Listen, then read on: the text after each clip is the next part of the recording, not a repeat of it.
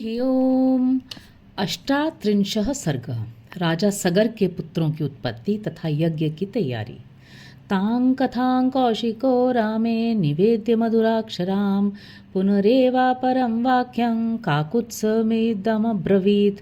विश्वामित्र जी ने मधुर अक्षरों से युक्त यह कथा श्री राम को सुनाकर फिर उनसे दूसरा प्रसंग इस प्रकार कहा। अयोध्याधिपति वीर पूर्वमासीन्नराधिपः सगरो नाम धर्मात्मा प्रजाकामः चाप्रजः। वीर, पहले की बात है, अयोध्या में सगर नाम से प्रसिद्ध एक धर्मात्मा राजा राज्य करते थे। उन्हें कोई पुत्र नहीं था, अतः वे पुत्र प्राप्ति के लिए सदा उत्सुक रहा करते थे। वैदर्भ दुहिता राम केशिनी नाम नामतः ज्येष्ठा सगर पत्नी सा धर्मिष्ठा सत्यवादिनी। श्री राम विदर्भ राजकुमारी केशिनी राजा सगर की ज्येष्ठ पत्नी थी। वे बड़ी धर्मात्मा और सत्यवादिनी थी। अरिष्ट ने मेर दुहिता सुपर्ण भगिनी तु सा द्वितीया सगरस्यासीत पत्नी सुमति संगिता। सगर की दूसरी पत्नी का नाम सुमति था। वह अरिष्ट नेमी कश्यप की पुत्री तथा गरुड़ की बहन थी। ताभ्यां स महाराज पत्नीभ्यां तप्तवांस्तपः हिमवन्तं समासाद्य भृगुपस्तवणे गिरौ। महाराज सगर अपनी उन दोनों पत्नियों के साथ हिमालय पर्वत पर जाकर भृगुप्रस्रवण नामक शिखर पर तपस्या करने लगे। अथ वर्षशते पूर्णे तपसाराधितो मुनिः सगराय वरं प्रादात् भृगु सत्यवतां वरः। 100 वर्ष पूर्ण होने पर उनकी तपस्या द्वारा प्रसन्न हुए सत्यवादियों में श्रेष्ठ महर्षि भृगु ने राजा सगर को वर दिया। अपत्यलाभ सुमहान भविष्यति तवानघ कीर्तिं च प्रतिमां लोके प्राप्स्यसे पुरुषर्षभ। निष्पाप नरेश, तुम्हें बहुत से पुत्रों की प्राप्ति होगी। पुरुष प्रवर, तुम इस संसार में अनुपम कीर्ति प्राप्त करोगे।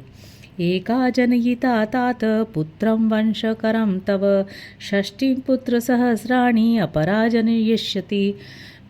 तात, तुम्हारी एक पत्नी को एक ही पुत्र होगा जो अपनी वंश परंपरा का विस्तार करने वाला होगा, तथा दूसरी पत्नी 60,000 पुत्रों की जननी होगी। भाषमाणं महात्मानं राजपुत्र्यो प्रसाद्यतम् ऊचतु परम प्रीते कृतांजलिपुटे तदा। महात्मा भृगु जब इस प्रकार कह रहे थे, उस समय उन दोनों राजकुमारियों रानियों ने उन्हें प्रसन्न करके स्वयं भी अत्यंत आनंदित हो अब दोनों हाथ जोड़कर पूछा, एकः कस्याः सुतो ब्रह्मन् का बहूञ्जन निश्यति श्रोतुमिच्छावहे ब्रह्मन् सत्यमस्तु वचस्तव। ब्रह्मन, किस रानी के एक पुत्र होगा और कौन बहुत से पुत्रों की जननी होगी? हम दोनों ये सुनना चाहते हैं, आपकी वाणी सत्य हो। तयोस्तद्वचनं श्रुत्वा भृगुः परमधार्मिकः उवाच परमां वाणीं स्वच्छन्दोऽत्र विधीयताम्। एको वंशकरो वास्तु बहवो वा महाबलाः कीर्तिमन्तो महोत्साहः कावाकं वरमिच्छति। उन दोनों की वह बात सुनकर परम धर्मात्मा भृगु ने उत्तम वाणी से कहा, देवियों, तुम लोगों यहाँ अपनी इच्छा प्रकट करो। तुम्हें वंश लाने वाला एक ही पुत्र प्राप्त हो अथवा महान बलवान यशस्वी एवं अत्यंत उत्साही बहुत से पुत्र। इन दो वरों में से किस वर को कौन सी रानी ग्रहण करना चाहती है? मुनेस्तु वचनं श्रुत्वा केशिनी रघुनंदन पुत्रं वंशकरं राम जग्रा नृपसन्निधौ। रघुकुल नंदन श्री राम मुनि का यह वचन सुनकर केशिनी ने राजा सगर के समीप वंश लाने वाले एक ही पुत्र का वर ग्रहण किया। षष्टिं पुत्र सहस्राणि सुपर्ण भगिनी तदा महोत्साहान कीर्तिमतो जग्रा सुमति सुतान। तब गरुड़ की बहन सुमति ने महान उत्साही और यशस्वी 60,000 पुत्रों को जन्म देने वाला वर प्राप्त किया। प्रदक्षिण मृषिं कृत्वा शिरसाभिप्रणम्यतं जगाम स्वपुरं राजा सभार्यो रघुनंदन। तदनंतर रानियों सहित राजा सगर ने महर्षि की परिक्रमा करके उनके चरणों में मस्तक झुकाया और अपने नगर को प्रस्थान किया। अथ काले गते तस्य ज्येष्ठा पुत्रं व्यजायत असमंज इति ख्यातं केशिनी सगरात्मजम। कुछ काल व्यतीत होने पर बड़ी रानी केशिनी ने सगर के औरस पुत्र असमंज को जन्म दिया। सुमस्तिस्तु नरव्याघ्र गर्भतुम्बं व्यजायत षष्टिपुत्रसहस्राणि तुम्बभेदात् विनिसृताः। पुरुष सिंह छोटी रानी सुमति ने तुम्बी के आकार का एक गर्भपिंड उत्पन्न किया। उसको फोड़ने से 60,000 बालक निकले। घृतपूर्णेषु कुंभेषु धात्र्यस्रान् संवर्धयन् कालेन महता सर्वे यौवनं प्रति पेदिरे। उन्हें घी से भरे हुए घड़ों में रखकर धाइयाँ उनका पालन पोषण करने लगी। धीरे धीरे जब बहुत दिन बीत गए तब वे सभी बालक युवावस्था को प्राप्त हुए। अथ दीर्घेण कालेन रूप यौवनशालिन षष्टिपुत्र सहस्राणि सगरस्याभवंस्तदा। इस तरह दीर्घ काल के पश्चात राजा सगर के रूप और युवावस्था से सुशोभित होने वाले 60,000 पुत्र तैयार हो गए। स च ज्येष्ठो नरश्रेष्ठ सगरस्यात्म संभव बालान् गृहीत्वा तु जले सरव्यास रघुनंदन प्रक्षिप्य प्राह सन्नित्यं मंजतस्नान् निरीक्ष्य वै। नरश्रेष्ठ रघुनंदन सगर का ज्येष्ठ पुत्र असमंज नगर के बालकों को पकड़कर सरयू के जल में फेंक देता और जब वे डूबने लगते तब उनकी ओर देखकर हंसा करता। एवं पाप समाचार सज्जन प्रतिबाधक पौराणामहिते युक्त पित्रा निर्वासित पुरात। इस प्रकार पापाचार में प्रवृत्त होकर जब वह सत्पुरुषों को पीड़ा देने और नगर निवासियों का अहित करने लगा तब पिता ने उसे नगर से बाहर निकाल दिया। तस्य पुत्रो शुमान् नाम असमंजस्य वीर्यवान् सम्मतः सर्वलोकस्य सर्वस्यापि प्रियं वदः। असमंज के पुत्र का नाम था अंशुमान। वह बड़ा ही पराक्रमी, सबसे मधुर वचन बोलने वाला तथा सब लोगों को प्रिय था। ततः कालेन महता मतिः समभिजायत सगरस्य नरश्रेष्ठ यजेय मिति निश्चिता। नरश्रेष्ठ कुछ काल के अनंतर महाराज सगर के मन में यह निश्चित विचार हुआ कि मैं यज्ञ करूं। सकृत्वा निश्चयं राजा सोपाध्याय गणस्तदा यज्ञ कर्मणि वेदज्ञो यष्टुम समुपचक्रमे। यह दृढ़ निश्चय करके वे वेद वेत्ता नरेश अपने उपाध्यायों के साथ यज्ञ की तैयारी में लग गए। इत्यार्षे श्रीमद् रामायणे वाल्मीकि आदिकाव्ये बालकांडे 38 सर्गः। इस प्रकार श्री वाल्मीकि निर्मित आर्ष रामायण आदि काव्य के बालकांड में 38वां सर्ग पूरा हुआ। 39 सर्गः। इंद्र के द्वारा राजा सगर के यज्ञ संबंधी अश्व का अपहरण, सगर पुत्रों द्वारा सारी पृथ्वी का भेदन तथा देवताओं का ब्रह्मा जी को यह समाचार बताना। विश्वामित्र वचः श्रुत्वा कथान्ते रघुनंदनः उवाच परम प्रीतो मुनिं दीप्तमेवानलम। विश्वामित्र जी की कही हुई कथा सुनकर श्री रामचंद्र जी बड़े प्रसन्न हुए।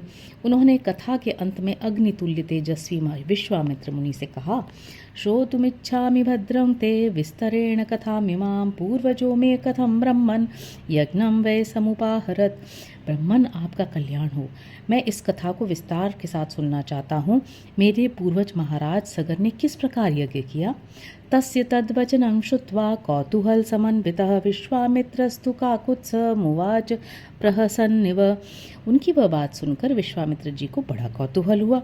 वे ये सोचकर कि मैं जो कहना चाहता हूँ उसी के लिए प्रश्न कर रहे हैं, जोर जोर से हंस पड़े। हंसते हुए उन्होंने श्री राम से कहा, श्रूयतां विस्तरो राम सगरस्य महात्मनः शंकरश्वशुरो नाम्ना हिमवानिति विश्रुतः। विंध्य पर्वतमासाद्य निरीक्षेते परस्परम तयोर्मध्ये समभवत् यज्ञ स पुरुषोत्तम। राम, तुम महात्मा सगर के यज्ञ का विस्तार पूर्वक वर्णन सुनो। पुरुषोत्तम, शंकर जी के श्वशुर हिमवान नाम से विख्यात पर्वत विंध्याचल तक पहुंचकर तथा विंध्य पर्वत हिमवान तक पहुंचकर दोनों एक दूसरे को देखते हैं। इन दोनों के बीच में दूसरा ऐसा कोई ऊंचा पर्वत नहीं है जो दोनों के पारस्परिक दर्शन में बाधा उपस्थित कर सके।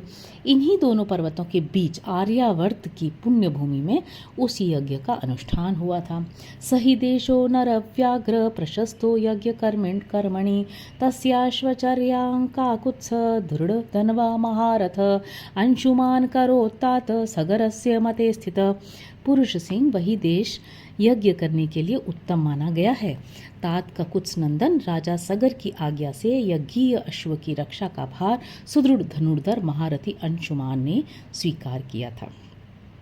तस्य पर्वणि तं यज्ञं यजमानस्य वासवः राक्षसीं तनुमास्थाय यज्ञियाश्वमपाहरत। परंतु पर्व के दिन यज्ञ में लगे हुए राजा सगर के यज्ञ संबंधी घोड़े को इंद्र ने राक्षस का रूप धारण करके चुरा लिया।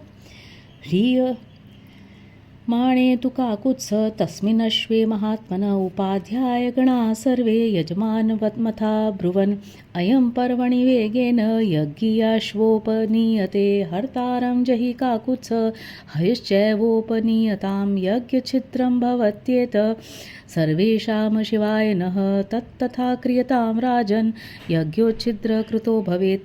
काकुत्स महामनासगर के उस अश्व का अपहरण होते समय समस्त ऋत्विजों ने यजमान सागर से कहा, काकुत्स नंदन, आज पर्व के दिन कोई इस यज्ञ संबंधी अश्व को चुराकर बड़े वेग से ले जा रहा है। आप चोर को मारिए और घोड़ा वापस लाइए, नहीं तो यज्ञ में विघ्न पड़ जाएगा और वह हम सब लोगों के लिए अमंगल का कारण होगा। राजन, आप ऐसा प्रयत्न कीजिए जिससे यह यज्ञ बिना किसी विघ्न बाधा के परिपूर्ण हो। सोपाध्याय वचः श्रुत्वा तस्मिन् सदसि पार्थिव षष्टिं पुत्रसहस्राणि वाक्यमेतदुवाचः गतिं पुत्रान् पश्यामि रक्षसां पुरुषर्षभा मंत्रपूतैर्महाभागैरास्थितो हि महाकृतः। उस यज्ञ सभा में बैठे हुए राजा सगर ने उपाध्यायों की बात सुनकर अपने 60,000 पुत्रों से कहा, पुरुष प्रवर पुत्रों, ये महान यज्ञ वेद मंत्रों से पवित्र अंतःकरण वाले महाभाग महात्माओं द्वारा संपादित हो रहा है, अतः यहाँ राक्षसों की पहुँच हो ऐसा मुझे नहीं दिखाई देता। अतः यह अश्व चुराने वाला कोई देवकोटि का पुरुष होगा। तत्गच्छत विचिन्वध्वं पुत्रका भद्रमस्तु वः समुद्रमालिनीं सर्वां पृथिवीमनुगच्छत एकैकं योजनं पुत्रा विस्तारमभिगच्छत यावत्तुरग सन्दर्शस्तावत् खनत् मेदिनीं तमेव हयहर्तारं मार्गमाणाममाज्ञया। अतः पुत्रों, तुम लोग जाओ, घोड़े की खोज करो, तुम्हारा कल्याण हो। समुद्र से घिरी हुई सारी पृथ्वी को छान डालो, एक एक योजन विस्तृत भूमि को बांटकर उसका चप्पा चप्पा देख डालो। जब तक घोड़े का पता न लग जाए तब तक मेरी आज्ञा से इस पृथ्वी को खोदते रहो। इस खोदने का एक ही लक्ष्य है, उस अश्व के चोर को ढूंढ निकालना। दीक्षित पौत्र सहित सोपाध्याय गणस्त्वहम् इह श्यामि भद्रम वो यावत्तुरग दर्शनम। मैं यज्ञ की दिशा ले चुका हूँ, अतः स्वयं उसे ढूंढने नहीं जा सकता, इसलिए जब तक उस अश्व का दर्शन न हो तब तक मैं उपाध्यायों और पौत्र अंशुमान के साथ यहीं रहूँगा। ते सर्वे हृष्टमनसो राजपुत्रा महाबला जगमुर्महीतलं राम पितुर्वचन यंत्रिता। श्री राम पिता के आदर्श रूपी बंधन से बंध कर वे सभी महाबली राजकुमार मनी मन हर्ष का अनुभव करते हुए भूतल पर विचरने लगे। गत्वा तु पृथिवीं सर्वां दृष्ट्वा च महाबला योजनायाम विस्तार मेकैको धरणीतलं विभिदु पुरुषव्याघ्रा वज्रस्पर्श समैर्भुजै। सारी पृथ्वी का चक्कर लगाने के बाद भी उस अश्व को न देखकर उन महाबली पुरुष सिंह राजपुत्रों ने प्रत्येक के हिस्से में एक एक योजन भूमि का बंटवारा करके अपनी भुजाओं द्वारा उसे खोदना आरंभ किया। उनकी भुजाओं का स्पर्श वज्र के स्पर्श की भांति दुस्सह था। शूलैर्शनिकल्पैश्च हलैश्चापि सुदारुणैः भिद्यमाना वसुमती ननाद रघुनंदन उस समय वज्र तुल्य शूलों और अत्यंत दारुण हलों द्वारा सब ओर से विदीर्ण की जाती हुई वसुधा आर्तनाद करने लगी। नागानां वध्यमानानां सुराणां च राघव राक्षसानां दुराधर्षं सत्वानां निनदो भवत्। रघुवीर, उन राजकुमारों द्वारा मारे जाते हुए नागों, असुरों, राक्षसों तथा दूसरे प्राणियों का भयंकर आर्तनाद गूंजने लगा। योजनानां सहस्राणि षष्टिं तु रघुनंदन बिभिदुर्धरणीं राम रसातलमनुत्तमम्। रघुकुल को आनंदित करने वाले श्री राम, उन्होंने 60,000 योजन की भूमि खोद डाली, मानो वे सर्वोत्तम रसातल का अनुसंधान कर रहे हों। एवं पर्वत संबद्धं जम्बूद्वीपं नृपात्मजा खनन्तो नृपशार्दूल सर्वतः परिचक्रमुः।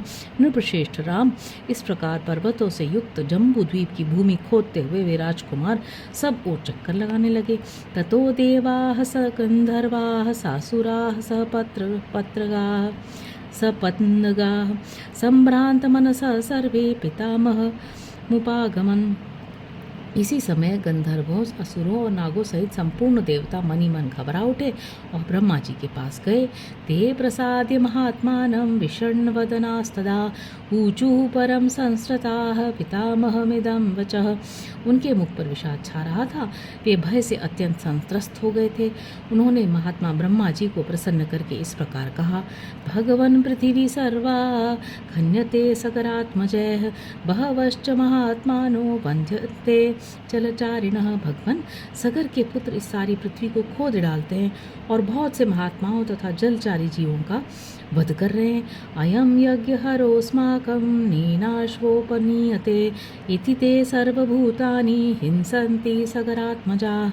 ये हमारे यज्ञ में विघ्न डालने वाला है, ये हमारा अश्व चुरा कर ले जाता है।